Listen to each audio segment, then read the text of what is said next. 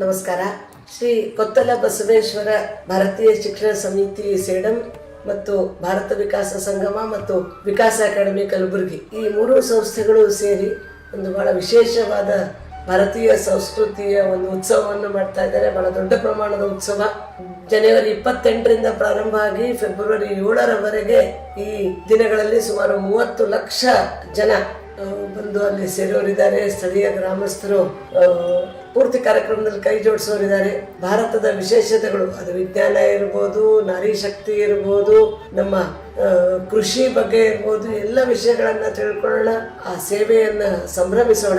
ಶ್ರೀ ಬಸವರಾಜ್ ಪಾಟೀಲ್ ಸೇಡಂ ಅವರು, ಹಿರಿಯರಾದ ಶ್ರೀ ಗೋವಿಂದ ಆಚಾರ್ಯ ಅವರು, ಇವರೆಲ್ಲ ಹಿರಿಯರ ಮಾರ್ಗದರ್ಶನದಲ್ಲಿ ನಡೀತಿರುವಂತಹ ಈ ಕಾರ್ಯಕ್ರಮದಲ್ಲಿ ತಾವು ಭಾಗವಹಿಸಿ, ವಿಶೇಷವಾಗಿ ಅದಮ್ಯ ಚೇತನ ಸಂಸ್ಥೆ ತಮ್ಮ ಪ್ಲೇಟ್ ಬ್ಯಾಂಕ್ನ ಮುಖಾಂತರ ಅಲ್ಲಿ ಬರುವಂತ ಎಲ್ಲರಿಗೂ ಊಟವನ್ನ